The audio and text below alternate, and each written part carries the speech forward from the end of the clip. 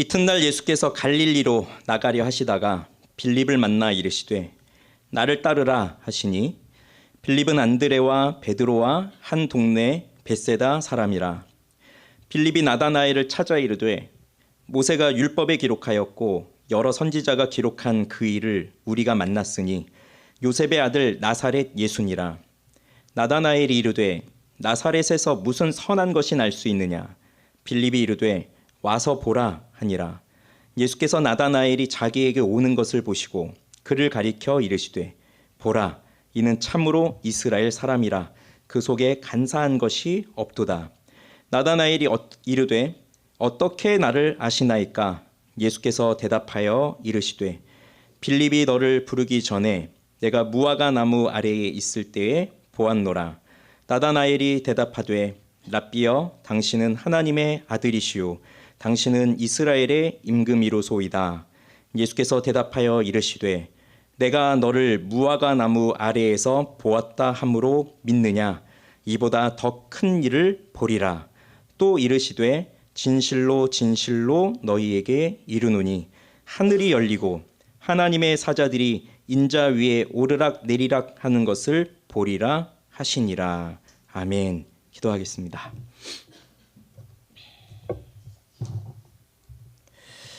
하나님 아버지, 감사합니다. 오늘 이 저녁에 새해를 시작하면서 주님의 말씀을 듣고 또 우리 인생의 가장 중요한 것이 무엇인가를 찾고자 하는 저희들에게 또 그 길을 보여주고자 하시는 그 예수 그리스도를 만나고자 오늘 이 자리에 나아오게 하심을 감사합니다. 지난 한 해 동안도 저희들은 힘겹게 살았습니다. 그렇지만 하나님께서 늘 함께 해주셨기에 오늘 우리는 죽지 않고 여기 살아서 오늘 하나님을 예배하며 말씀을 들으며 기도하는 이 자리에 또 있게 해주셨습니다. 그리고 우리는 또 한 해를 살아갈 것인데 여전히 우리에게는 두려움도 많습니다. 걱정도 많습니다. 앞으로 살아갈 일이 참 어떻게 해야 될지 걱정도 많이 됩니다. 그렇지만 우리가 끊임없이 던지는 이 질문들 앞에서 무엇이 가장 중요한지를 깨닫고 그 예수 그리스도와 함께 이 길을, 이 좁은 길을, 이 예수의 길을 함께 갈 수 있도록 힘을 주시옵소서.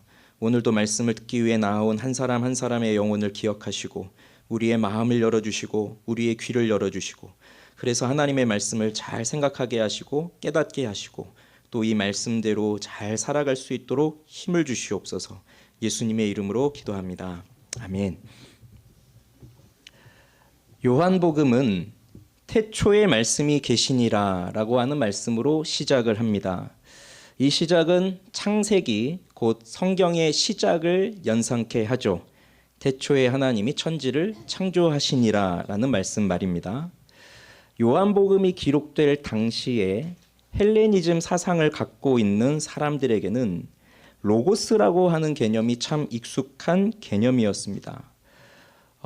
이 요한복음 1장에서 태초에 말씀이 계시니라라고 할 때 이 말씀을 로고스라고 하는 단어를 말씀이라고 하는 말로 번역을 한 거거든요. 지금 우리말에는 원래는 로고스라고 적어 놓은 거예요. 그런데 그 당시 사람들이 생각하고 있던 로고스는 간단히 말하면 세계를 붙들고 있는 원리입니다. 모든 세계를 창조한 원리, 그리고 그 세계가 지탱되도록 하는 그 원리, 그걸 말하고 있는 거예요. 그래서 당시의 헬라 사람들은, 이 그리스 사람들, 그 사람들은 이 우주에는 자연적 질서가 있다, 도덕적 법칙이 있다, 이런 생각을 했고, 그래서 그 질서를 파악하면서 살아가는 것을 인생의 의미라고 생각을 했어요.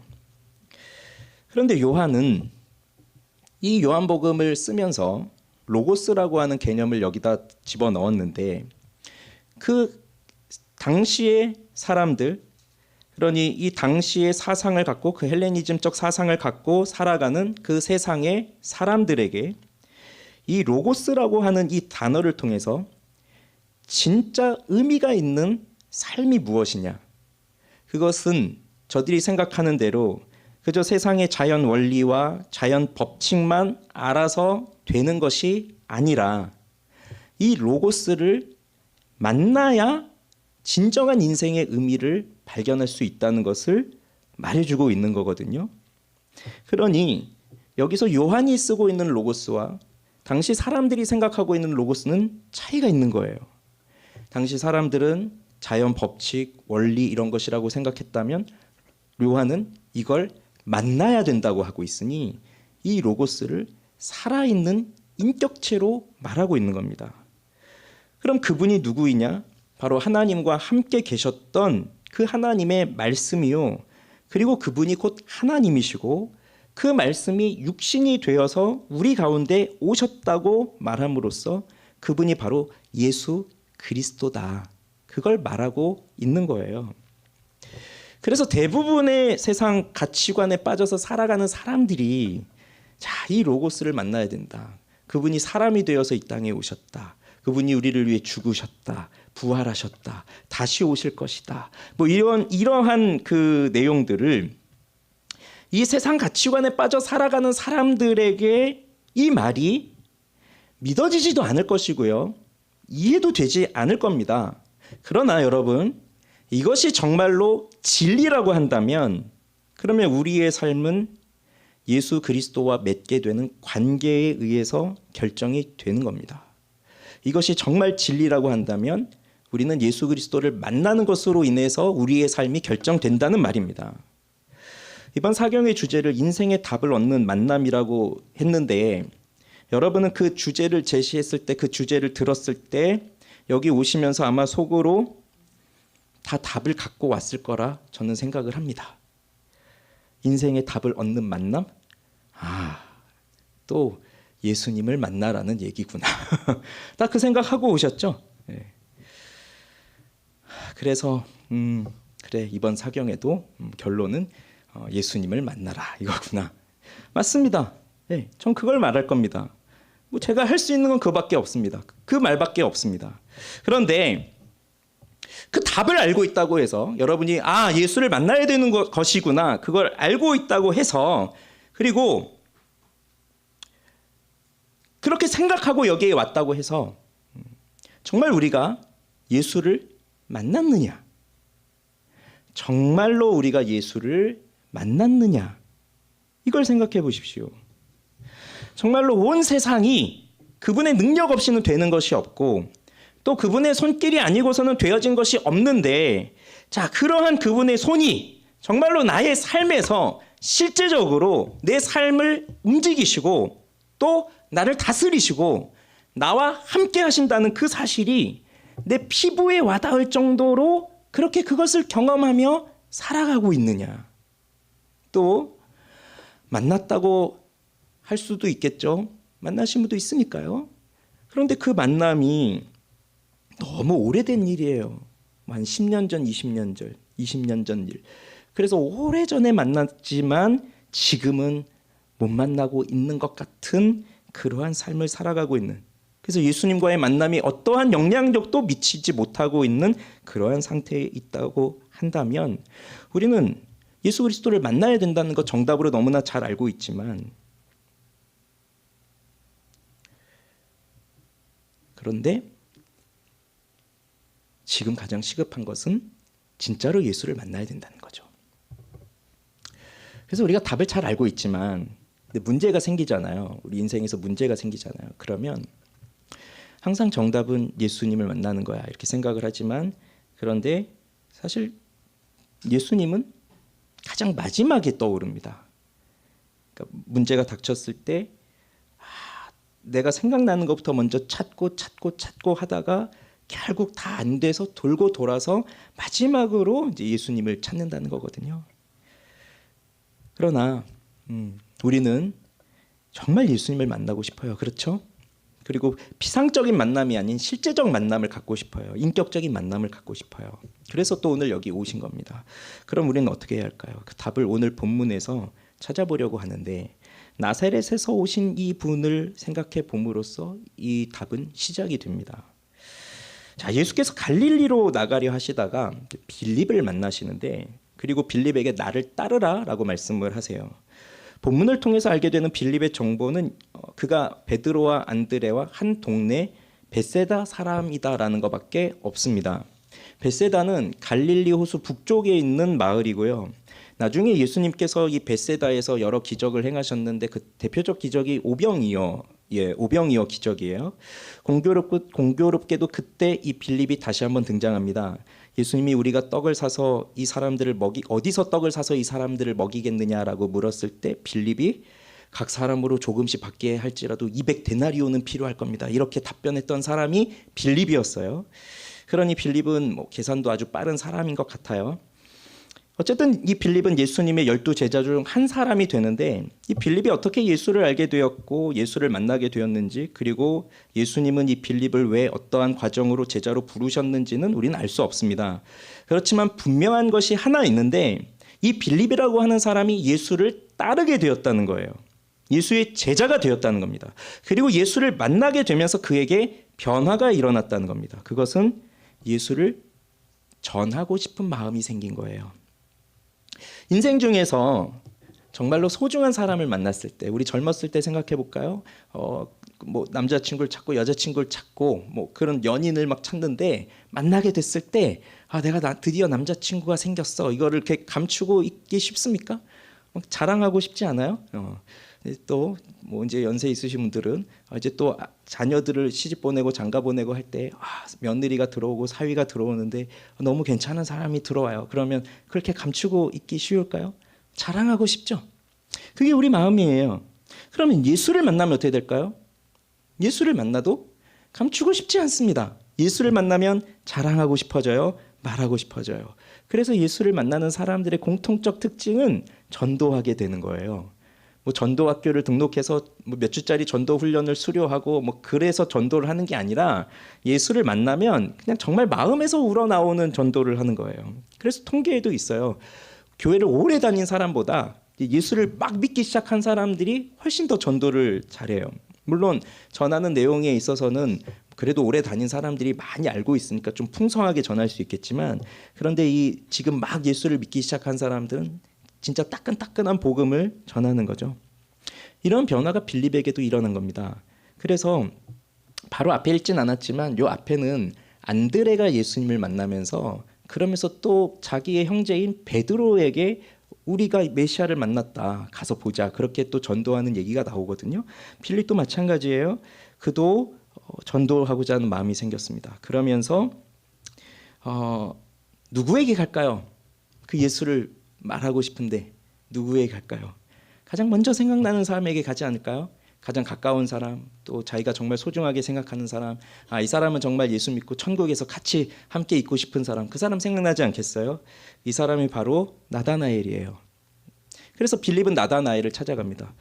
나중에 이 나다나엘도 예수님의 제자가 되는데 다른 데에는 이 나다나엘이라는 이름이 등장하지 않아요. 그래서 대부분의 주석가들은 이 나다나엘이 예수님의 제자 중인 바돌로메라고 보고 있습니다. 자, 빌립이 나다나엘을 찾았다고 했는데 상상을 해보세요.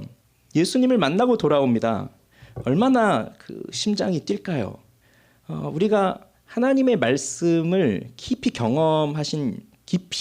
감화를 받아서, 그 하나님의 말씀에 깊은 감화를 받아서 큰 깨달음과 은혜를 받았던 경험이 있으신 분들은 그 하나님의 은혜를 깊이 받았을 때는 정말 잠도 오지 않을 정도로 눈을 뜨나 감으나 계속 그 하나님의 말씀, 하나님의 영광, 그것이 계속 이렇게 떠올라서 정말 잠이 안 올 정도로 그 감격으로 벅차거든요.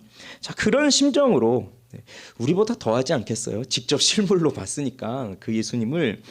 그러면 그가 바로 나다나엘이 어디 있을까 하면서 그를 찾아 나서고 드디어 그를 만납니다. 그리고 나다나엘에게 이렇게 말해요. 모세가 율법에 기록하였고 여러 선지자들이 기록한 그 일을 우리가 만났다. 자, 그럼 여러분, 모세가 기록했고 선지자가 기록했고 뭐겠어요? 구약 성경이죠. 아마 빌립도 이 나다나엘도 함께 구약 성경을 읽으면서 함께 공부도 하고 했던 사이인 것 같아요. 우리가 구약 성경에서 읽었던, 구약에서부터 오랫동안 예언되고 있었던 그 메시아를 우리가 만났다. 그걸 지금 전하고 있습니다. 그러니 지금 혼자 만난 게 아니라, 그래서 빌립 혼자만 또 이상한 거 보고 그게 아니라 우리가 만난 거예요. 그래서 정말 메시아이신 예수 그리스도를 만난 사람들이 이제 많아지고 있는 거죠. 자, 그러면 나다나엘도 그 이야기를 들었을 때 궁금증이 생기지 않겠어요? 구약 성경을 읽어왔으니 언제 메시아를 보내주실까 궁금해하고 있을 때 자, 그가 누군데? 라고 했을 때 뭐라고 답하냐? 요셉의 아들 나사렛 예수야. 이렇게 빌립이 말해줍니다. 친구가 와서 이런 이야기를 해준다고 생각해 보세요. 그러면 모세가 기록한 또 여러 선지자가 기록한 그 일을 우리가 만났는데 요셉의 아들 나사렛 예수다. 그러면 이거 어디에 포인트를 둬야 될까요? 그리고 어디에 질문을 던져야 될까요? 그분이 어떻게 구약에 기록되어 있는 그분이라고 확인할 수 있지? 도대체 어떤 분이시지? 뭐 이런 생각을 할 거 아니에요? 질문들을 하나씩 던질 거예요. 도대체 그분이 누구길래 정말 메시아 맞아? 이렇게 할 거예요. 그러나 나다나엘은 지금 바로 이 단어에 꽂혔어요. 그 말이 그 머리에서 떠나질 않아요. 무슨 말이냐면 나사렛에서 온 예수, 즉 나사렛이라고 하는 말이 머리에 딱 꽂힌 겁니다. 빌립이 우리가 그 구약 성경에 기록되어 있는 그분을 만났는데 그냥 예수라는 분이셔라고 했다면 나다나엘의 반응이 좀 달랐을까요? 근데 뭐 어차피 나다나엘이 그 사실을 모를 리 없으니까 언젠가 또 알잖아요. 사람들이 다 나사렛 예수라고 불렀으니까 뭐 마찬가지일 거예요. 그러면 왜 나다나엘은 이 나사렛에서 온 예수라고 하는 이 부분에 꽂혔을까요? 그는 그러면서 이렇게 말합니다. 나사렛에서 무슨 선한 것이 날 수 있느냐? 친구에게 우리가 메시아를 만났어. 그분이 나사렛에서 온 예수야 라고 했더니 나사렛에서 무슨 선한 것이 날 수 있느냐? 말도 안 돼. 지금 이 얘기를 하는 거거든요. 그러면 왜 나다나엘은 이 나사렛에 관련해서 나사렛과 관련해서 이런 생각을 할까요? 왜 이런 질문을 던질까요? 그가 가지고 있는 편견 때문입니다. 그러면 무슨 편견일까요? 도대체 나사렛이 무슨 잘못을 했길래 이 나사렛 두 가지 생각할 수 있어요. 하나는요. 성경에서 예언된 메시아의 고향입니다. 성경에서 예언된 메시아의 고향. 동방의 박사들이 예수님이 나실 때 별을 보면서 유대의 임금이 났으니 경배하러 가자 하면서 예루살렘에 왔거든요. 그래서 헤롯을 찾아요. 왕이 어디에 있느냐. 그때 헤롯이 난리가 났습니다. 그래서 제사장들이나 서기관들을 다 불러다 놓고 도대체 이 메시아가 어디서 나는 것이냐 했더니 베들레헴에서 납니다. 이렇게 알려주었어요. 그러면 이 베들레헴에서 난다는 건 어떻게 알 수 있을까요? 미가서 5장 2절에 나오는 말씀이에요. 미가서 5장 2절에 유대 땅 베들레헴에서 다스리는 자가 나온다 하는 예언이 되어 있어요. 그렇기 때문에 예수님은 베들레헴에서 정말 그 말씀대로 베들레헴에서 나신 거예요. 나사렛에 있다가 호정령이 내려서 베들레헴에 가셨잖아요. 이 말씀을 응하게 하시려고. 그런데 사람들에게 있어서 예수는 베들레헴에서 난 예수라는 걸 잘 모릅니다.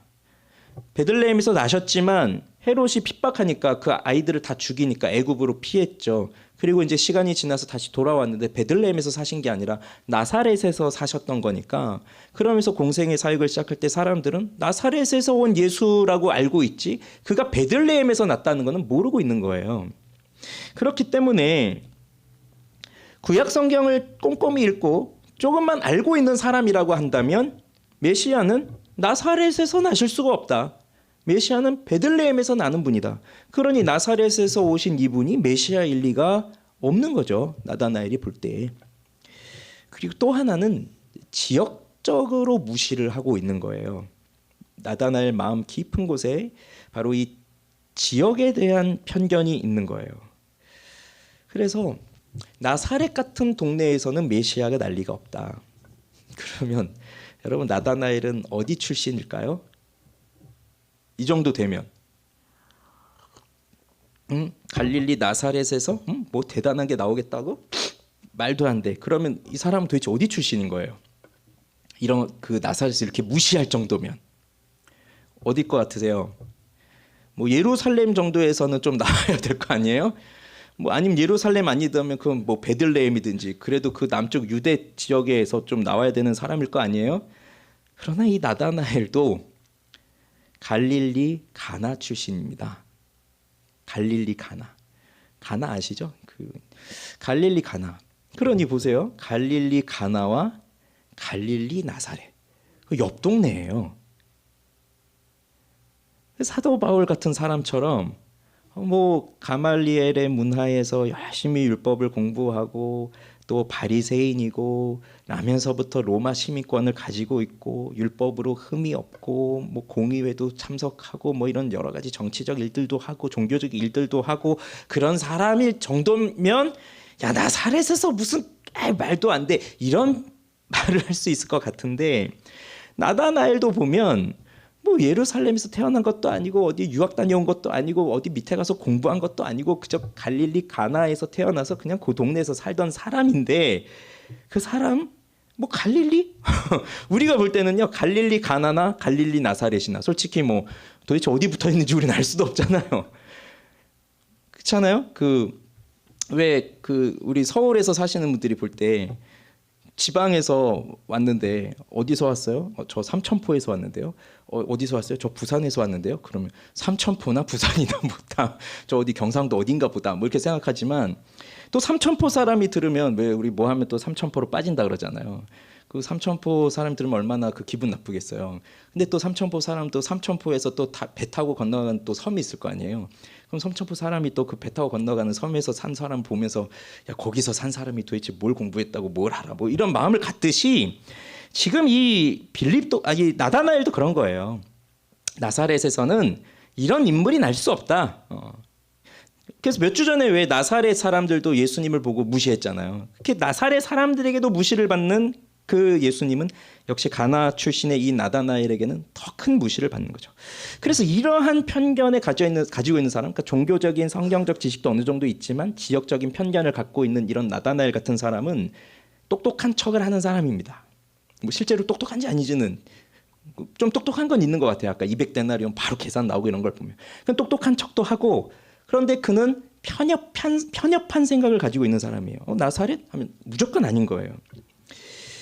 그러면 이런 사람은요 아마 생각을 해보면 예루살렘과 같은 그 주요한 도시에서 온 사람들에게 무시를 당한 경험이 있을 것 같아요. 이 나다나엘 같은 사람도. 그러면 여러분 삶에서 무시 안 당해본 적이 있습니까? 삶에서 무시도 당해보고 멸시도 당해보고 뭐 비난도 당해보고 다 그러면서 지금까지 살아왔는데 그러면 우리가 무시를 당해본 사람들은요 자연적으로 내 본성상 또 무엇이 생기냐면 저 사람이 나를 무시했어? 내가 도대체 누군지 알고 저 사람이 나를 무시해? 굉장히 기분 나빠하면서 그러면서 내가 누구인지를 보여주기 위해서 내가 또 무시할 사람들을 찾아요. 그러면 나를 무시하는 사람은 그래도 뭐 나보다 뭔가 더 있는 사람들이겠지만 내가 또 무시하는 사람을 찾을 땐 나보다 더 낮은 사람들, 나보다 더 하찮은 사람들 그런 사람들을 찾을 거 아니에요.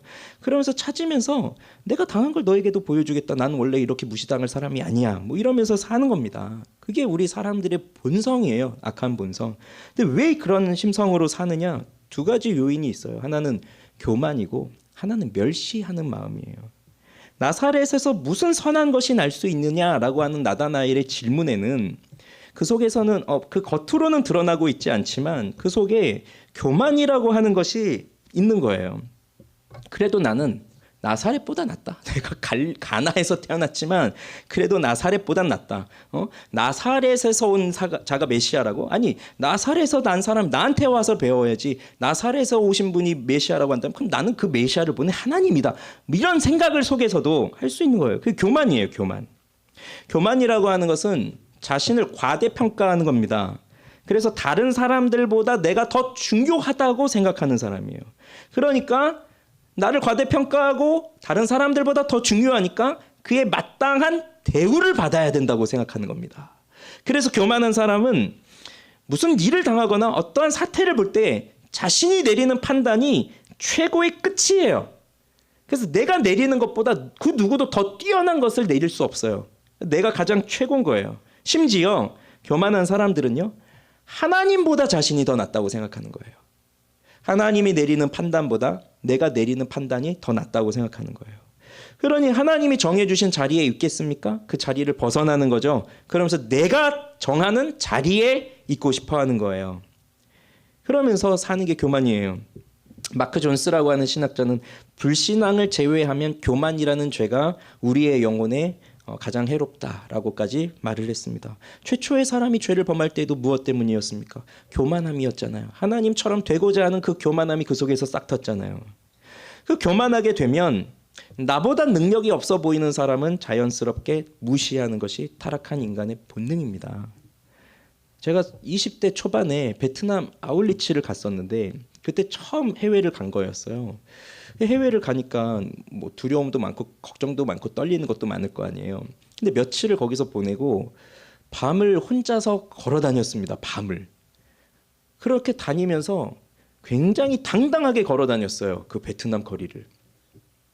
왜냐? 사람들은 저를 장동건이라 불렀거든요.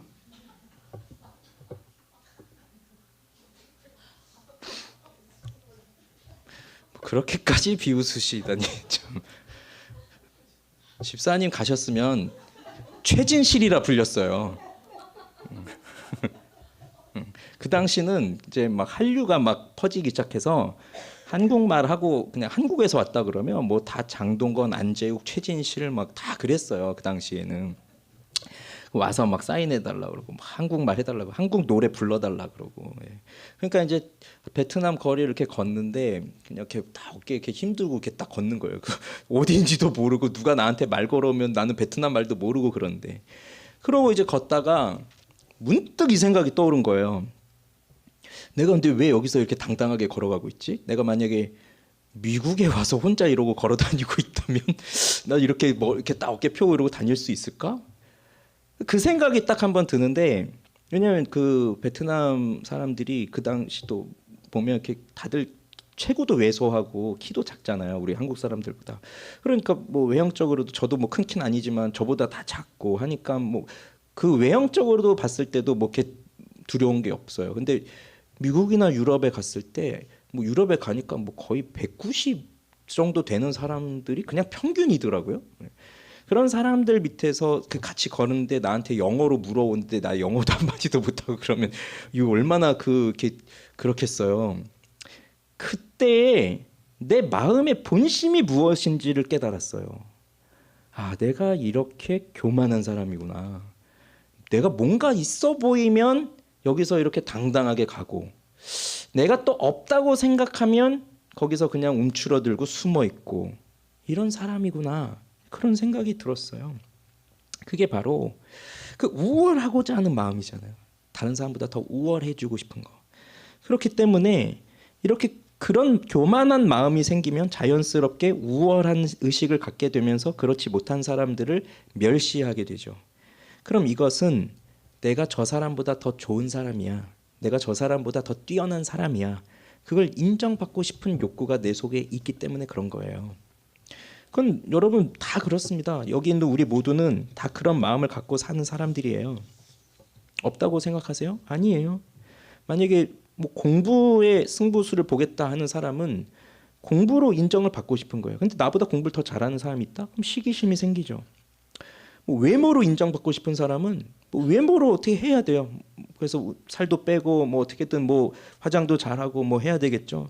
운동으로 하고자 하는 사람 운동을 어떻게든 잘해야 되고 뭐 요리든 뭐 노래든 뭐 뭐든지 다 내가 우월하다는 걸 보여줘야 되고 그 다음 또 뭐가 있습니까? 남편도 다른 집 남편보다 우리 집 남편이 더 나아야 되고 그 다음 우리 자식들 다른 집 자식들보다 우리 집 자식들이 더 나아야 되고 늘 그러면서 인정받고 싶어 합니다. 그래서 다른 사람들이 볼 때 똑똑해 보이고 싶어 하고 능력이 있어 보이고 싶어 해요. 그런데 그것이 쉽지 않거든요. 그러니 또 비교를 하는 거예요. 저 사람처럼 되고 싶은데 근데 비교를 하니까 저 사람은 나면서부터 장동건인데 나는 나면서부터 이렇게 났으니 뭐 이러면서 비교를 하면서 그렇게 생각하는 거죠. 그러다 보면 뭐 모든 사람들이 다 나보다 위에 있는 건 아니니까 나보다 아래에 있는 사람들도 보이고 그러면 위에 있는 사람들에게는 잘 보이기 위해서 눈치를 보고 또 아래에 있는 사람들은 또 내가 그들보다 더 세다는 걸 보여주기 위해서 또 힘 있는 척 자랑하고 그렇게 사는 사람들입니다. 이 사회의 사람들이에요. 세상의 사람들이에요. 거기서 우리들이 살고 있는 거예요. 그런 정신 속에서. 그동안에 우리 기독교도 사실 이와 같은 대우를 받았습니다. 나다나엘이 예수님이 나사렛 출신이라고 예수님을 무시했던 것처럼 기독교라고 하는 종교 역시 사람들에게 인정만 받았느냐? 아니에요. 사람들이 기독교라고 하면 우러러 보았느냐? 그렇지 않습니다. 이건 우리가 전도를 해보면 금방 알 수 있습니다.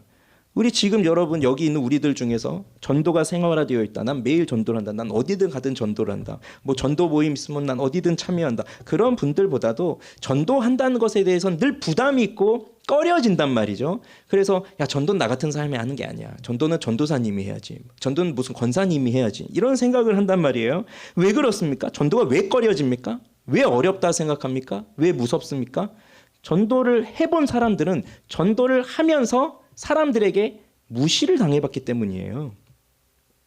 제가 총신대 다녔으니까 신학교잖아요. 전도를 해야 되는데 신학교 가서 전도는 할 수 없잖아요. 당신 예수 믿으세요? 나 신학과예요. 왜 그러세요? 뭐 이럴 수밖에 없잖아요. 그래서 저희는 그 우리랑 비슷한 학교를 가자 해서 갔어요. 그 우리랑 비슷한 학교 어디 가면 될까요? 예, 그렇습니다. 동국대를 갔습니다. 불교 학교. 그래서 매주 동국대로 가서 이제 전도를 했습니다. 근데 이제 제가 1학년 때였는데 좀 복학생 형님 같은데 하필 또 걸렸어요. 딱 예수님 믿으세요 했더니 내가 여기 불교 학생 회장이거든. 어디서 왔어? 이러면서 내가 니네 학교 가서 부처님 믿으세요. 그럼 좋겠어? 다시 오지 마. 이러는 거예요. 그럼 그 얼마나 또 이 무시를 당하고 합니까? 이제 이런 일들을 또 경험하게 되면 다음번에 만나는 사람도 나한테 뭐라 하면 어떡하지? 그런 생각이 드니까 꺼려져요.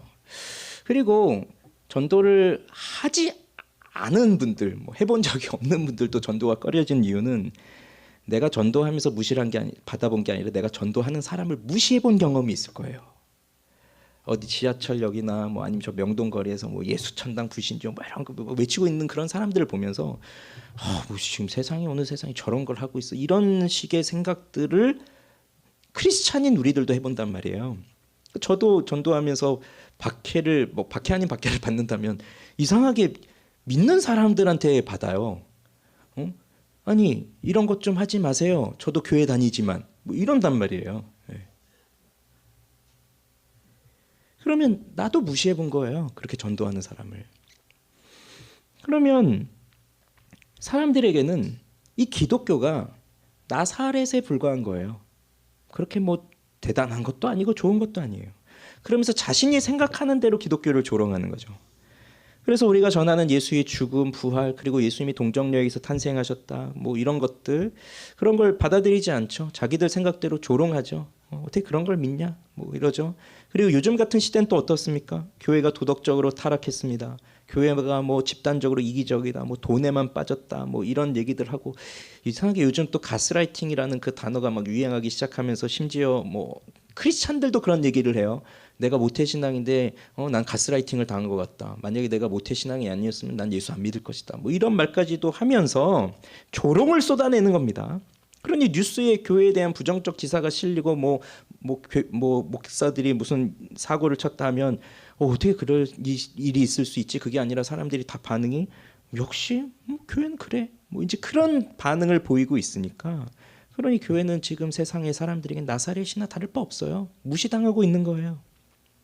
그러나 감사한 건 지금 여기 있는 우리들은 이 중에서 완벽한 무신론자는 아직 없으신 것 같아요. 예수에 대한 신앙, 믿음, 그건 뭐 다른 문제지만 그 신의 존재에 대해서 아예 부정하는 무신론자는 아직은 없는 것 같아요. 그럼 여기 계신 여러분들은 모두가 다 그래도 하나님을 알고 있고 알고 싶어하고 또 기독교에 대한 적대감을 품고 있는 그런 사람들도 아니지만, 그런데 또 보십시오. 내가 오랫동안 교회를 다녔습니다. 그리고 그래서 종교는 항상 어릴 때부터 지금까지 기독교입니다. 부모들이 나를 비롯해서 모든 가족들이 다 기독교입니다. 그 기독교의 문화 속에서 살아왔습니다. 그렇다고 해서 기독교를 나사렛처럼 대하는 경우가 없을까요? 아니에요. 우리도 있는 거예요. 우리 스스로. 그러면 솔직히 그동안 우리 인생은 어떠하였는지 우리 생각들을 한번 떠올려 봅시다. 여러분 이런 생각 한 번쯤 해보셨잖아요. 이렇게 살아서 뭐 하나? 한 번이 아니죠. 뭐 여러 번 했을 겁니다. 내 인생은 왜 이렇게 복이 없지? 하나님은 왜 나를 사랑하지 않으시지? 이런 생각들 많이 하잖아요. 자주 하잖아요. 왜 나는 행복하지 않을까? 왜 나는 노력해도 안 되는 것일까? 이런 생각들은 우리가 기독교적 배경 속에서 살고 기독교적 문화 아래서 살고 또 심지어 내가 하나님을 인정하고 예수를 믿는다라고 하면서도 내 속에서 끊임없이 솟아나오는 질문들이에요. 한번 해결된 것 같으면 또 시간 지나면 또 생겨나고 그러다 보면 뭐 이렇게 살아서 뭐해? 아유. 그러면 그럴 때 항상 또 듣는 말이 있어요. 그건 기도하라는 사인이야. 하나님이 집사님을 그만큼 사랑하신다는 얘기예요. 이번에 사경에 꼭 나오세요. 집사님을 위해 마련한 사경이에요. 이게 항상 듣던 얘기잖아요. 우리 속에서. 오랫동안 교회를 다녔으면. 안 그렇습니까? 맞잖아요. 이런 얘기를 항상 듣잖아요. 그런데 그래도 지울 수 없는 게 그거예요. 그래, 그래, 기도하는 사인이야. 그래, 하나님이 그래, 뭐 기다리래. 근데 기도하면 뭐 하지? 기도하면 뭐가 달라지나? 예수를 믿으면 뭔가 바뀌나? 뭐 좋은 게 있나? 지금까지 수십 년 기도하고 수십 년 예수를 믿었어도 아무런 변화가 없는데 근데 뭐 지금 기도한다고 뭐가 달라질까? 그럼 믿어서 뭐해? 기도하면 뭐해? 힘들기만 하지. 이런 생각들이 우리 속에 있다는 겁니다. 교회를 오래 다닌 사람들에게도. 예수를 믿는다고 인정하는 사람들에게도.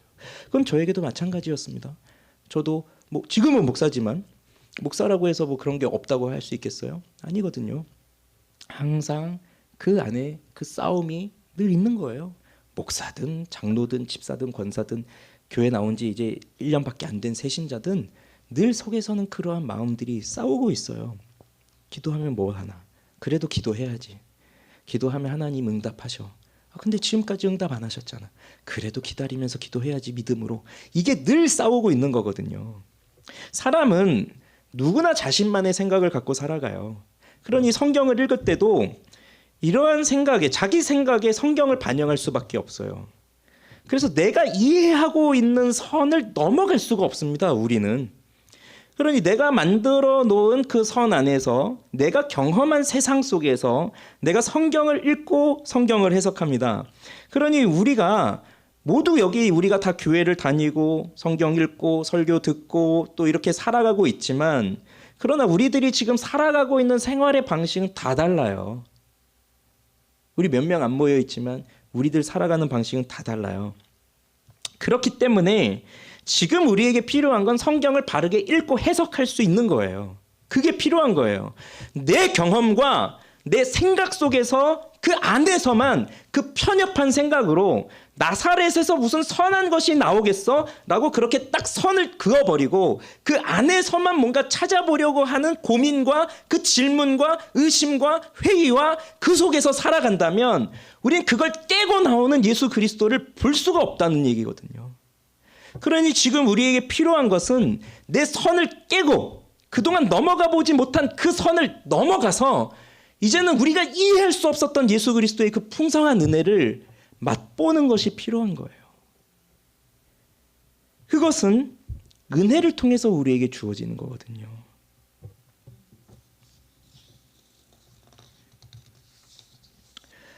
필립이 기쁜 마음으로 전도를 했겠죠. 우리가 메시아를 만났다.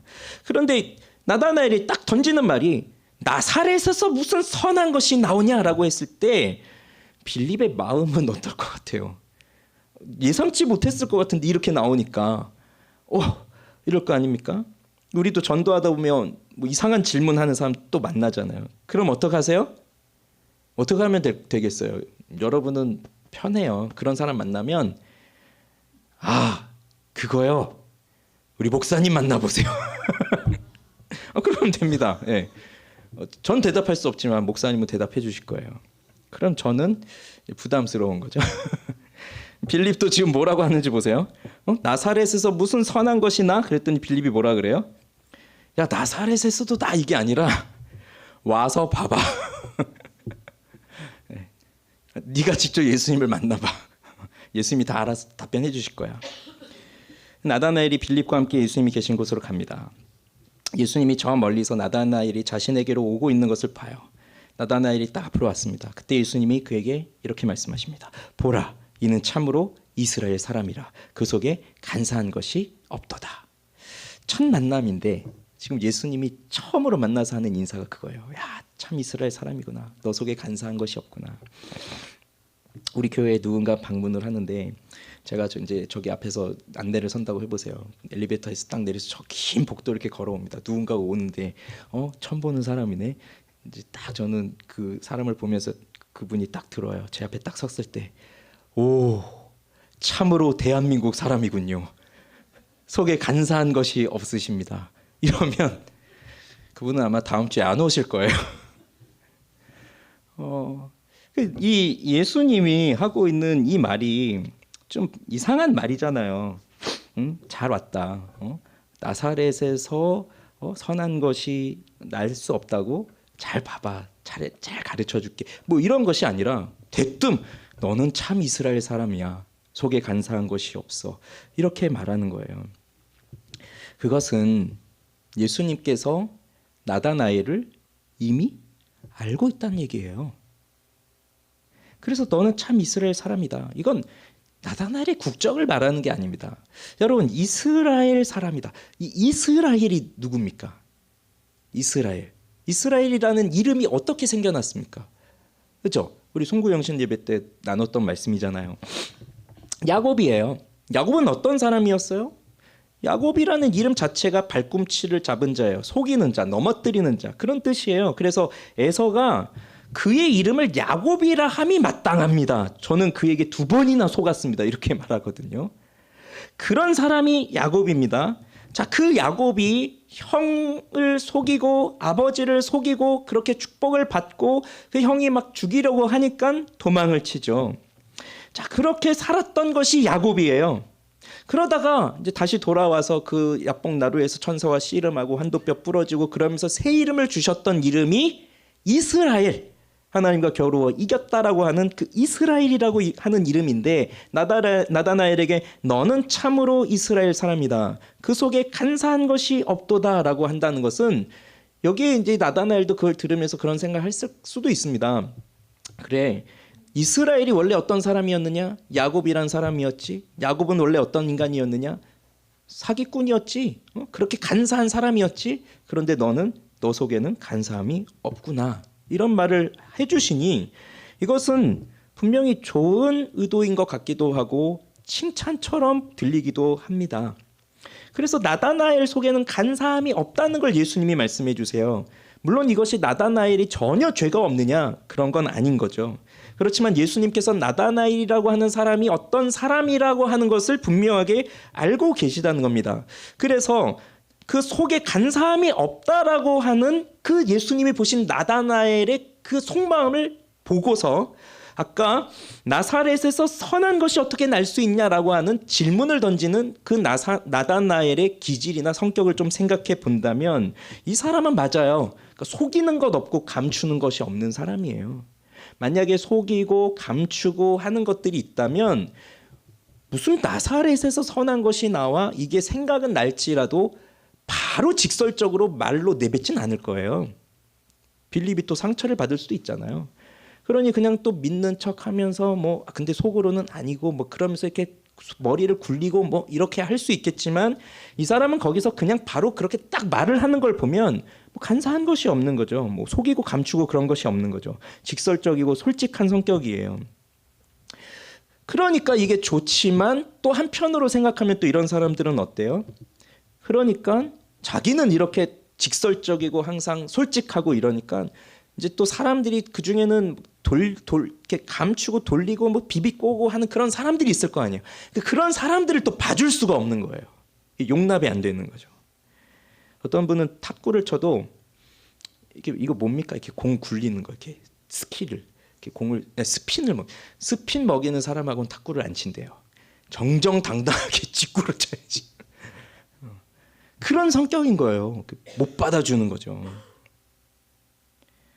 그렇지만 한편으로 보면 예수님께서는 모르시는 것이 없다.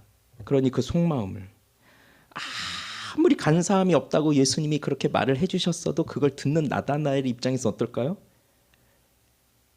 오히려 그런 얘기 들으면 뜨끔하지 않습니까? 정말 순전하신 것 같아요. 정말 착하신 것 같아요. 정말 정직하신 것 같아요. 이런 말을 이렇게 해주시면 그러면 그 듣는 사람이 어때요? 이제 알아보셨습니까? 제가 이렇게 진실한지를. 그렇게 말하는 사람들은 보통 근데 진짜 진실한 사람들은 아닌데 나의 진짜 모습을 보시면 어떡하려고 그러나 뭐 그런 걱정도 들어요. 그러니 예수님도 너에게는 간사함이 없다라고 한다면 내 마음이 뚫려버렸구나. 내 마음이 파악됐구나. 어떡하지? 하면서 놀랐을 겁니다. 그러면서 묻는 말이에요. 어떻게 나를 아시나이까? 어떻게 나를 아시나이까? 그러자 예수님이 이렇게 말씀하십니다. 빌립이 너를 부르기 전에 내가 무화과 나무 아래에 있을 때 보았노라. 네가 무화과 나무 아래에 있을 때 보았노라. 이건 또 뭡니까? 무화과 나무 아래에 있을 때 보았다. 이걸 도대체 언제를 말하는 거죠? 이건요. 빌립과 예수님이 서로 짜고 있는 거 아닙니다. 빌립이 먼저 나다나엘에 대한 정보를 알려주고 그래서 신천지들이 하는 것처럼 우연을 가장한 만남 이런 거 해서 이런 거 아닙니다. 예수님이 나다나엘이 무화과 나무 아래에 있었던 걸 보셨다는 얘기거든요. 그럼 이거는 나다나엘만 아는 것이고 예수님만 아는 거예요. 다른 사람은 모르는 거예요. 그 나무가 어디 있는 건지도 모르겠고 그 나무 밑에서 뭘 했는지도 모릅니다. 성경에 거기 그런 게 안 나와 있어요. 뭘 했는지 모릅니다. 근데 우린 궁금한 게 그거잖아요. 도대체 나다나엘이 무화과 나무 아래에서 뭘 했길래 예수님이 그걸 말하고 나다나엘을 거기서 또 완전히 엎어질까? 뭘 했을까요? 다양한 해석들이 있어요. 그 무화과 나무 아래에서 성경을 읽고 있었을 것이다. 그 중에서도 성경 본문은 창세기. 어떤 거 읽었을 것 같아요? 오늘 본문에 구약 성경에 자주 등장한 그 이야기 나오잖아요. 좀 전에도 얘기했잖아요. 야곱의 내용을 읽고 있었을 것이다. 그렇게 해석한 사람도 있고 어떤 분들은 미가서에 나오는 아까 우리 불렀던 찬양 오라 우리가 여호와의 전에 올라 미가서 4장에 나오는 그 말씀들인데 그래서 그 평화의 그 예언이 있을 때 그때에 각자가 자기 포도나무와 무화과 나무 아래에서 그 평화를 기다릴 것이다 하는 그런 또 말씀이 있어요. 그러면 이 무화과 나무 아래에 있다는 것 자체가 이제 메시아가 오셔서 주실 그 평화를 기다리고 있는 그런 상징이 또 되기도 해요. 그러니 이 나다나엘이 무화과 나무에서 무엇을 했느냐 그건 중요한 거 아니에요. 사실 정말 중요한 건 그가 거기서 나쁜 짓을 하고 죄를 짓고 그런 건 아닌 것 같습니다. 그가 메시아가 올 것에 대한 기대감을 가지고 그는 그 무화과 나무 아래에서 많은 질문들을 던졌을 것이에요. 그 당시 시대가 어떻습니까? 그리고 이 젊은 형제의 마음속에선 무슨 질문들이 떠오르겠습니까? 이스라엘이라는 나라가 이미 나라를 잃은 지 이 수백 년이 지나가고 있고 로마라고 하는 나라가 여기를 지배하고 있는 그 식민지 백성으로서 살아가고 있는데 이 나라는 언제 회복이 될 것인가? 하나님은 왜 그 선지자를 지금 400년이 넘도록 보내지 않고 계신가? 하나님은 정말로 살아계신 것이 맞는가? 그리고 자신의 개인적인 문제들을 놓고 얼마나 많은 고민을 하면서 그 나무 밑에서 고민을 하고 있지 않았겠어요? 그리고 그 고민을 해결해 줄 분은 메시아일 거다라고 생각을 하면서 그는 아마 거기에 있었을 것이고 예수님은 바로 그 무화과 나무 아래에 있는 그 나다나엘을 나는 이미 봤다라는 것을 말해주면서 예수님이 자신을 알고 있구나. 그걸 깨닫는 거예요. 그러니 예수님은 이미 나다나엘을 알고 계셨습니다. 그리고 지금 그를 부르고 계시는 겁니다. 이게 우연이라고 생각되십니까? 아닙니다. 때가 찼기에 일어나는 일입니다. 예수님도 때가 차서 하나님이 그 아들을 사람으로 보내셨어요. 창세전부터 계획하셨던 이 놀라운 구속의 사건이 드디어 때가 되어서 하나님의 아들이신 예수님께서 이 땅에 오셨습니다. 사람의 몸으로 오셔서 이제 사역을 시작합니다. 나다나엘도 그 땅에서 태어나서 살아가고 그 역시 우리가 그러는 것처럼 성장기의 시기를 거치면서 사춘기를 보내고 청년이 되어서 여전히 풀리지 않는 인생의 문제를 가지고 어떻게 하면 이걸 풀어낼 수 있을까? 그 고민하면서 살아가고 있을 때 그때 만나는 거예요. 여기까지 예수님이 그를 인도해 오신 거죠. 이건 우리의 인생도 마찬가지입니다. 태어나고 살고 결혼하고 자녀 낳고 직업 갖고 교회 다니고 지금 이렇게 이 세상을 살아가고 있습니다. 다른 건 몰라도 내가 지금 살아있다는 건 변함없는 사실이고 우리에게 생명이 주어져 있는 한 우리는 계속해서 이 세상을 살아가야 한다는 건 분명한 일이죠. 얼마나 많은 시간을 고민하며 보냈습니까? 얼마나 많은 회의와 얼마나 많은 의심과 얼마나 많은 생각을 가지면서 살았습니까? 하나님이 정말 나를 사랑하실까? 하나님은 정말로 살아 계신 것이 맞을까? 하나님을 믿는다면 정말 달라지는 것이 있을까? 내 인생이 정말로 변할까? 내 영혼이 변할까? 내 가족이 변할까? 내 남편이 정말 예수를 믿게 될까? 내 자녀들이 정말 하나님 앞에 돌아오는 일이 일어날까? 이 변화라는 것이 도대체 언제 일어나는 것일까?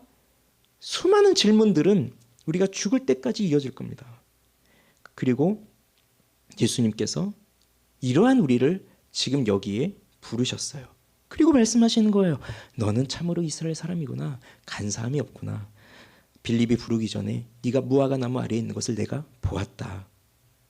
그러니 주님께서는 지금 여기 이 자리에 여러분이 이 빗소만 교회에 오시기 전부터 이미 주님께서는 여러분을 다 알고 계신 분이라는 거예요.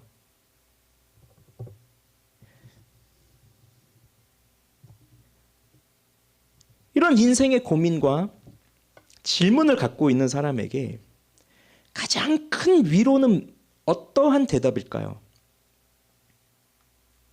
이 질문을 갖고 살아가는 사람들에게, 풀리지 않는 의문을 갖고 살아가는 사람들에게 가장 위로가 되는 대답, 저는 이 말이라 확신합니다. 그래, 내가 다 알고 있다. 전 이 말이라 확신합니다. 그리고 전 그 음성을 들었습니다. 내가 다 알고 있다.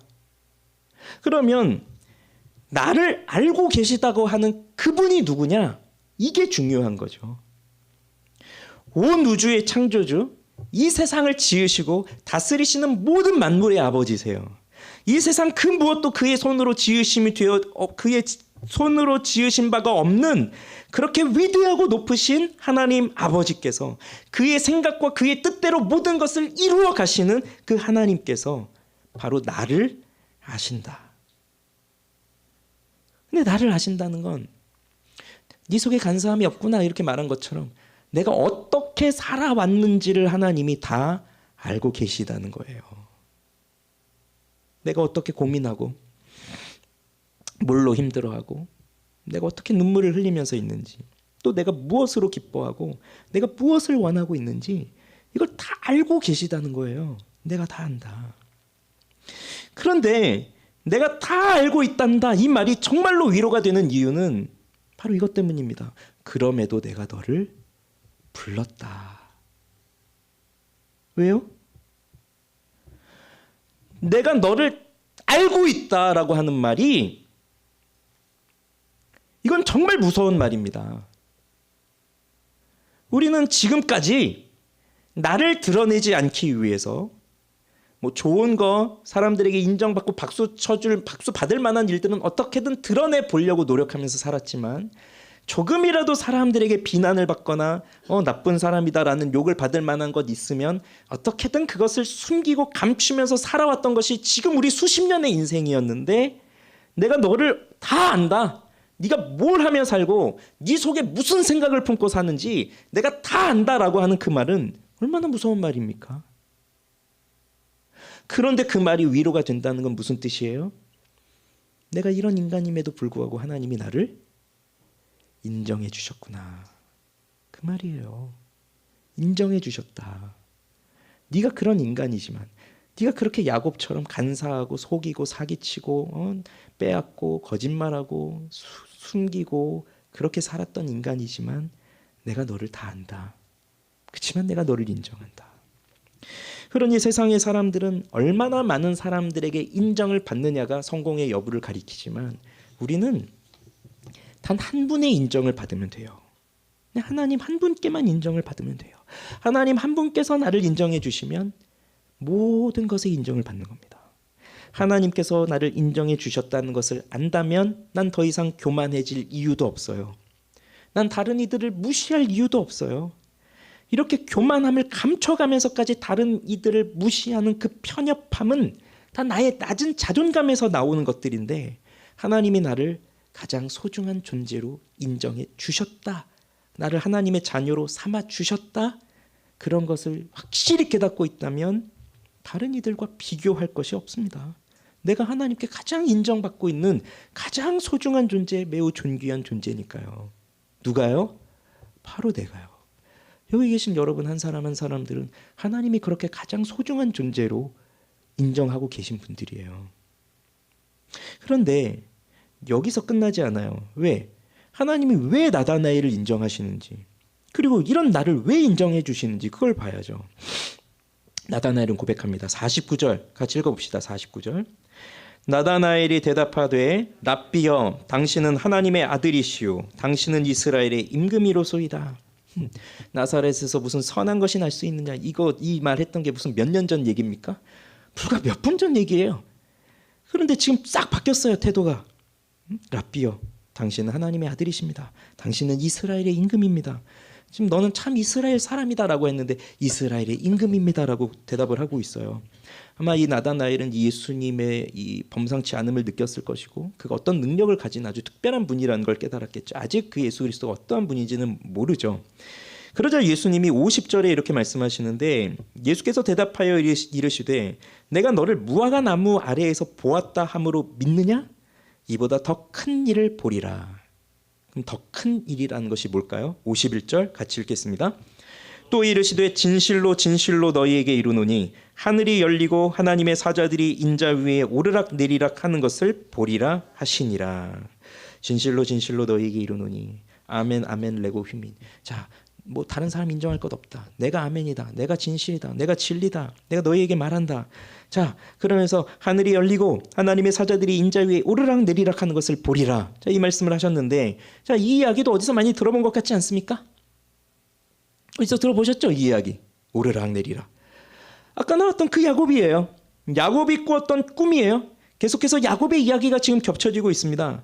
야곱이 도망을 치다가 이제 어느 곳에 이르렀습니다. 해가 졌습니다. 거기서 잠을 자려고 누웠습니다. 돌을 가져다가 베개로 삼고 누웠습니다. 이건 편안한 여행이 아닙니다. 계획된 여행도 아닙니다. 겨우 도망쳐 나온 도피의 길이에요. 얼마나 두렵겠습니까? 얼마나 무섭겠습니까? 죽이기 위해 쫓아오는 형도 무섭고, 앞으로 자신의 인생이 어떻게 될 것인지 너무나 불안하고 두렵겠죠. 혹여라도 이 길에서 들짐승이라도 만나 죽임을 당하거나 강도들을 만나 죽임을 당할 수도 있으니 얼마나 두렵고 무섭겠습니까? 그런 심정으로 돌 하나 베고 잠들었는데 거기서 꿈을 꿉니다.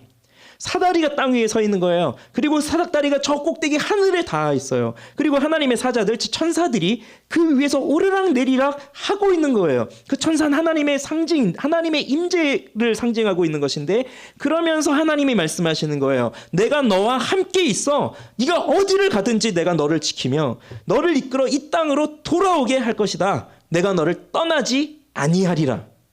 지금 너무나 두렵고 너무나 무섭고 앞으로 자신의 인생이 어떻게 될지, 어떻게 펼쳐질지 알 수 없는 그 캄캄한 안개 속에서 있는 것 같은 그 상황 속에서 하나님이 천사들이 오르락 내리락 하는 것을 보여주시면서 내가 너를 항상 지켜주겠다.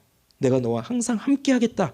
이렇게 말씀을 해주시니 이것이 야곱에게는 또 얼마나 큰 위로가 되겠습니까? 얼마나 힘이 되겠습니까? 그 꿈을 통해서 하나님의 임재를 경험했습니다. 아담의 범죄 이후로 끊어져서 연결될 수 없는, 그 오갈 수 없는 하늘과 땅이 연결되는 그 사다리를 보게 된 거예요. 그 계단을. 이건 야곱이 완전히 회개하기 전의 일입니다. 지금 사기치고 도망가고 있는 그 상황입니다. 그 사기꾼의 본성을 깨달아서 회개하고 거기서 돌이키고 그 본성이 바뀐 것이 아니에요. 여전히 그는 도망가고 있는 죄인일 뿐입니다. 그러한 죄인인 야곱에게 하나님은 어째서 땅과 하늘을 이어주는 사다리를 보여주면서 그 계단에 그 하나님의 천사들이 오르락 내리락 하는 그 하나님의 임재를 보여줄까요? 야곱도 놀랐을 거예요. 어떻게 나와 같은 죄인에게, 어떻게 나 같은 이런 속이는 사기꾼에게 이런 걸 보여주실까? 하나님이 어떻게 함께 하신다고 약속을 하실까? 도대체 내가 무엇이길래? 그렇지만 그는 그 꿈을 통해서 하나님이 함께 하신 그 위로를 경험했고, 나중에 다시 돌아왔을 때 가족과 함께 우리 가족이 다시 하나님 앞에 서야 되겠구나라고 할 때 그는 우상을 버리고 회개하면서 다시 이 베델로 돌아와서 온 가족과 함께 하나님을 경배하거든요. 그런데 왜 야곱을 받아주셨을까요? 오늘 예수님의 말씀을 잘 보십시오. 그 야곱도 궁금해하는 그 답이 오늘 여기 본문에 있습니다. 자, 51절에 잘 보십시오. 예수님이 뭐라고 말씀하십니까? 내가 하늘이 열리고 하나님의 사자들이 인자 위에 오르락 내리락 하는 것을 보리라. 자, 지금 이 말씀을 하고 있습니다. 그러면 야곱이 본 것은 그 하늘과 땅이 끊어져 있는데 그것을 연결해주는 사다리를 본 거였거든요. 거기에 천사들이 오르락 내리락 했는데 지금 나다나엘에게 말씀하시는 것은 사다리가 아니죠. 인자 위에 천사들이 오르락 내리락 한다는 겁니다. 이게 뭐죠? 예수님께서는 이 나다나엘에게 내가 하늘과 땅을 연결해 줄 문을 보여주겠다. 내가 하늘과 땅을 연결해 줄 사다리, 계단을 보여주겠다. 그렇게 말씀하시는 것이 아니에요. 내가 이걸 보여줄 테니 네가 알아서 올라와라. 그걸 말하는 것이 아닙니다. 고대부터 내려오는 전설 중에 세상의 축이라는 개념이 나옵니다. 하늘과 땅을 기둥으로 잇는 것 같은 것인데 사람들이 여기서 애쓰고 노력하면서 살아가면서 그 계단을 올라서 저 하늘로 연결하면 나중에는 그렇게 애쓴 순례자들이 그 하늘에 오른다는 그런 개념이 고대부터 있었던 거예요. 그래서 지구라트 같은 거 아시죠? 지구라트. 높이 쌓잖아요. 그래서 계단을 쭉 올라가서 그 가장 꼭대기에는 신전이 있잖아요. 그러니까 신을 만나는 자리를 어디 저 땅 밑에 두는 게 아니에요. 저 높이 두는 거예요. 그래서 일상에서는 볼 수 없지만 그 계단을 하나씩 올라가서 그 높은 곳에 올라가야 만날 수 있는 그 신을 만날 수 있는 자리. 그것이 세상의 정신이에요. 그게 세상이 말하는 종교예요. 신을 만나려면 저 높은 곳을 그 계단을 타고 걸어 올라가야 된다. 근데 그게 쉬운 일이 아니죠. 올라가다가 넘어지고 다시 떨어지고 뭐 유혹을 당해서 다시 돌아가고 이런 일들이 있으니까 성공해야만 갈 수 있는데, 그런데 지금 예수님이 하시는 말씀은 뭡니까? 내가 세상의 축이다. 그래서 이 아담 이후로부터 끊어져 있는 정말 오갈 수 없는 이 하늘과 땅이 이제 연결이 되어지는데 바로 내가 그 길이다 라는 것을 말씀하시는 거예요. 그래서 너희가 올라가는 것이 아니다. 내가 내려왔다. 이게 다른 거예요. 고대로부터 수많은 사람들이 신을 만나기 위해서 자기 힘으로 올라가려고 했지만 다 실패했지만 그 길을 하늘에서 내려오신 거예요. 내려오기만 하셨느냐? 아니죠. 내가 너희를 데리고 올라가겠다 하시는 거예요. 지금 그걸 말하고 있는 겁니다. 나다나엘에게. 인간에게 내려진 가장 큰 비참함은 하나님을 만날 수 없는 것이에요. 하나님의 영광을 볼 수 없고 하나님의 임재를 경험할 수 없다는 것. 본래는 하나님과 친밀한 교제를 나누었던 존재였으나 하나님께 죄를 짓고 이제는 하나님을 만날 수 없는 존재가 되어버려서 이제는 가시와 엉겅퀴가 나는 이 땅 속에서, 땅 위에서 살아가고 있는, 그래서 죽도록 고생하며 살아야 되는 그 저주 가운데 있는 그 인생이 되고 말았는데, 수많은 사람들이 이 인생의 문제를 해결해 보려 했지만 다 실패했지만 그 문제를 해결하시기 위해서 예수님이 직접 오셨다는 겁니다. 그래서 떨어져 버린, 끊어져 버린 그 연결을 우리 주님께서 직접 해주시겠다는 그 말씀이에요. 친히 사다리가 되어주신다는 말이죠. 그런 야곱의 꿈에서는 사다리가 나왔지만 오늘 나다나엘에게 하시는 말씀에는 인자 위에 오르락 내리락 하는 것을 보리라. 이것을 나다나엘에게 너가 이렇게 큰 일을 볼 것이다. 내가 너 무화과 나무 아래에 있는 거 보았어. 그것 정도가 아니야. 이거보다 더 큰 일을 네가 볼 것이야. 그걸 가르쳐주고 있어요. 나다나엘도 아직까지는 이분이 메시아일까? 그런 의문을 가지고 있을 겁니다. 그리고 메시아라고 그가 생각하더라도 여전히 그가 가지고 있는 메시아에 대한 관념은 이스라엘을 노마에서부터 건져내주는 위대한 장군, 지도자, 그걸로 생각하고 있었을 것이니, 그러니 예수님께서 지금 나다나엘에게 하시는 이 말씀을 해석해 보면 이런 말일 거예요. 나다나엘아, 너도 내가 백마탄 장군이 돼서 군대를 이끌어 로마에서부터 이 이스라엘을 회복시켜줄 독립군으로 넌 생각하고 있겠지. 그렇지만 그렇게 해서는 세상을 바꿀 수 없단다. 죄와 사망의 권세를 그렇게 해서는 깨뜨릴 수가 없단다. 그거보다 더 큰 일을 너에게 보여주겠다. 내가 바로 하늘과 땅을 연결하는 사다리란다. 그래서 내가 이렇게 친히 사람으로 이 땅에 왔단다. 조금만 기다리렴. 그러면 내가 십자가에서 죽고 그리고 부활함으로써 성령이 너에게 부어짐으로 너를 하나님의 나라로 인도해 줄 것이다. 그걸 말해주고 있는 겁니다. 그러니 나다나엘이 생각하고 있는 방식의 예수님, 나다나엘이 생각하고 있는 방식의 메시아는 세상을 바꿀 수가 없어요. 우리들이 생각하는 방식은 세상을 바꿀 수 없어요.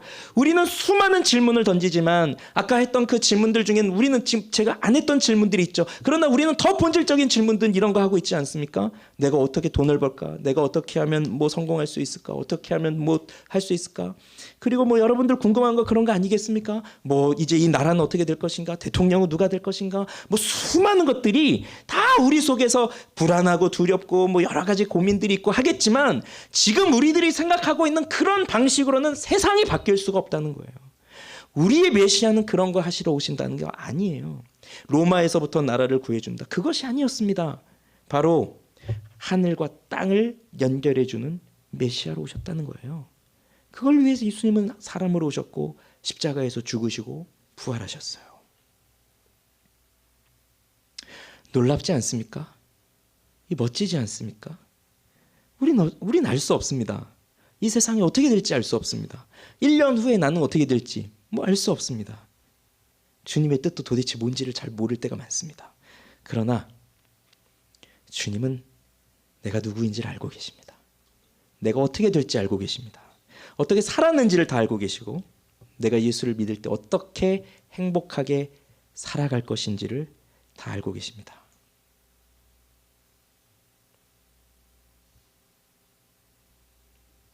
그러니 사랑하는 여러분, 마지막으로 이제 우리는 무엇을 할 것인가? 예수 그리스도께로 나와야 하죠. 나다나엘 보세요. 처음엔 말로 그러잖아요. 무슨 나사렛에서 무슨 선한 것이 나. 그 질문을 던지고 투덜투덜하고 있지만 근데 이 사람이 빌립을 따라 가고 있잖아요. 이게 이상하지 않습니까? 정말로 나사렛에서 무슨 선한 것이 나겠어 하고 그 교만과 멸시로 가득해 있다면 빌립이 그런 얘기했을 때 너나 가, 난 안 가. 너나 잘하세요. 그러고 돌아섰겠지만 이 나다나엘은 어쨌든 빌립을 따라 가고 있어요. 말로는 그렇게 하고 있으면서. 무엇이 그로 하여금 그 예수님께로 가게 만들고 있을까요? 나사렛에서 선한 것이 날 수 없다는 그 편협한 생각과 편견을 가지고 있는 이 사람으로 하여금 그래도 예수님께로 가게 하는 건 무엇이었을까요? 진리를 알고자 하는 욕구가 그 속에 가득했기 때문입니다. 나사렛에 선한 것이 나지 않을 거야 라고 하는 자기의 생각이 있었다 할지라도 그래도 진리를 알아야 되겠다라고 하는 그 욕구가 속에서 있다 보니까 빌립을 따라가는 거예요. 그동안 그것을 아무도 풀어주지 못했었거든요. 그러니 겉으로는 다 알고 있는 척하고 이미 나 다 알고 있어 그러면서 뭐 그렇게 살고 있어도 여전히 풀리지 않는 나만이 가지고 있는 이런 문제들이 있기 때문에 빌립을 따라서 또 나온 겁니다. 우리는 어떻습니까?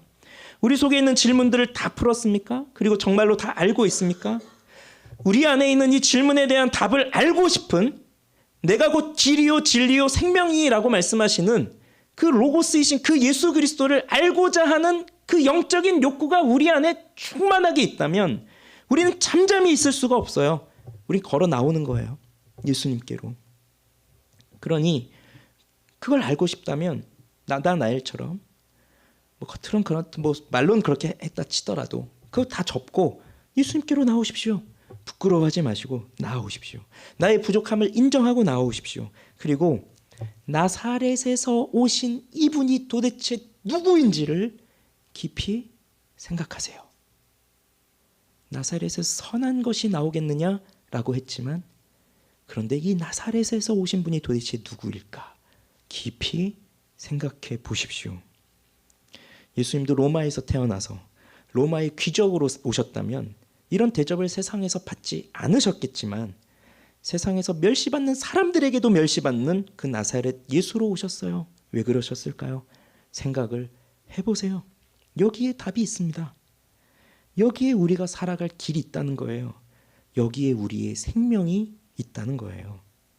우리가 예수님을 알고자 마음을 먹고 주님의 은혜를 구하면서 말씀이신 그분 앞에 나아오게 될 때 결코 우리를 실망시키지 않으실 주님의 크고 위대한 비밀이 우리에게 보이기 시작할 것입니다. 빛이요 소망이신 그리스도께로 나아오십시오. 우리 찬양합시다. 나는